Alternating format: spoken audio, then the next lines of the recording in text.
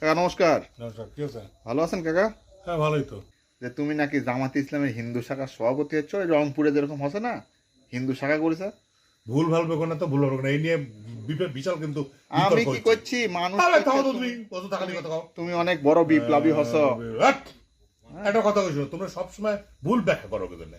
রংপুরে যেটা হচ্ছে সেটা হচ্ছে রংপুরে যেটা হচ্ছে সেটা কি তোমরা জানো কি হচ্ছে? রংপুরে যেটা হচ্ছে সেটা হচ্ছে যে একটা কমিটি গঠন হচ্ছে।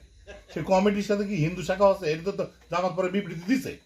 আরেকটা কথা বলি, জামাত ইসলামী যদি হিন্দু শাখা করেও থাকে, হিন্দু শাখা বা অন্য ধর্মাবলম্বীদের জন্য যদি শাখা করেও থাকে, সমস্যা আছে তোমার কোনো? না, সমস্যা আছে? আমার সমস্যা সমস্যা আছে। জামাত ইসলাম এদেশে রাজনীতি করে অবশ্যই করে কিনা? হ্যাঁ হ্যাঁ এদেশে যদি রাজনীতি করে তো এদেশে তো হিন্দুরাও থাকে, হুম অন্য ধর্মাবলম্বী লোকেরা থাকে। তো তারা তো এদেশে এদেরকে বাদ দিয়ে রাজনীতি করবে না, করবে কি? না না না এটা আশ্চর্যের ব্যাপার না? এর বরঞ্চ অন্য ধর্মাবলম্বীরা না থাকেই তো আশ্চর্যের ব্যাপার। অবশ্যই তোমরা এমন ভাব করতেছ যে মনে হয় যে জামাত ইসলাম অন্য কোনো গ্রহের দল, অন্য কোনো জায়গার দল, শুধু বাংলাদেশের দল, তাই কি না? হ্যাঁ এখন একটা কথা বলি, হ্যাঁ তারা হয়তো এরকম হতে পারে যে হচ্ছে হলো যে তারা হতে পারে যে ইসলামী রাষ্ট্র কায়েম করতে চাইতে পারে, তাই না? এখন তাহলে পরে অন্য ধর্মাবলম্বীরা তাহলে ইসলামী রাষ্ট্রের সাথে ইসলামী রাষ্ট্রের সাথে তারা মানে যায় কিনা, এই তো প্রশ্ন হতে পারে, তাই না? অবশ্যই। একটা হিন্দু মানুষ হয়ে আমি কি করে জামাত ইসলামে যাইতে পারি, এই প্রশ্ন তো তোমার হতে পারে। তোমাকে আমি একটা ব্যাখ্যা করে করছি, শুনুন, সত্যি কথা, এটা বুঝা নাই, আমি তোমাকে বলো বলো বলো। বুঝো কিন্তু। ঘটনা হচ্ছে জামাত ইসলাম একটা দল, সেই তোমরা তো অনেক দলে অনেকই তো, আমি তো গণতান্ত্রিক রাষ্ট্রে বাস করি, হ্যাঁ কই না? হ্যাঁ হ্যাঁ এই গণতান্ত্রিক রাষ্ট্রে বাস করে এখন এর উপরে বহু সরকার হচ্ছে, আওয়ামী লীগ গেছে, বিএনপি গেছে, জাতীয় পার্টি গেছে। এই সংখ্যালঘু হিসেবে আমার নিরাপত্তা কোন দলটা দিচ্ছে কও? এই গণতান্ত্রিক রাষ্ট্রে আমার মন্ত্রী ভাঙা আছে, হিন্দুর উপর নির্যাতন আছে, হচ্ছে কিনা? হ্যাঁ রোধ করতে পারে সরকার? না তুমি কি তাহলে পাল্টি মেরে না না না না, পাল্টি মানে তুমি আমার কথা শুনো আগে, কথা আমার ব্যাখ্যা না আসলে তুমি ভুল ব্যাখ্যা করবে না। কোন দল কি এই ইয়ে করতে পারিছে? আর তুমি একটা দেখো, সাতটা ইসলামিক রাষ্ট্রে কোন যদি যে দেশে ইসলামিক আইন প্রতিষ্ঠিত হচ্ছে সে দেশে অন্য ধর্মাবলম্বীর উপর অত্যাচার হয় কিনা? হয় কি? আমার জানা মতে কোনো ইসলামিক রাষ্ট্রে অন্য ধর্মাবলম্বীদের উপর অত্যাচার হয় না।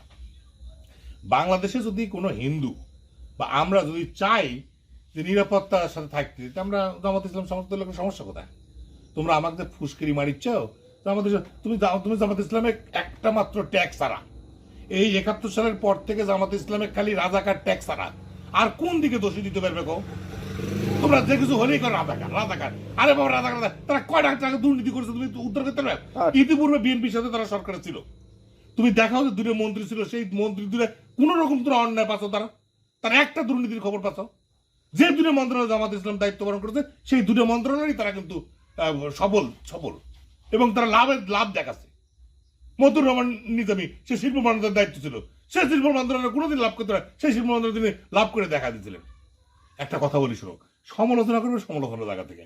একটা দল সে তার গঠনতন্ত্রে অনেক কিছু জিনিস থাকতে পারে, তোমার ব্যক্তিগত ভালো না থাকতে পারে, না লাগতে পারে, কিন্তু তুমি আরেকজনের স্বাধীনতা হস্তক্ষেপ করবে কি জন্য?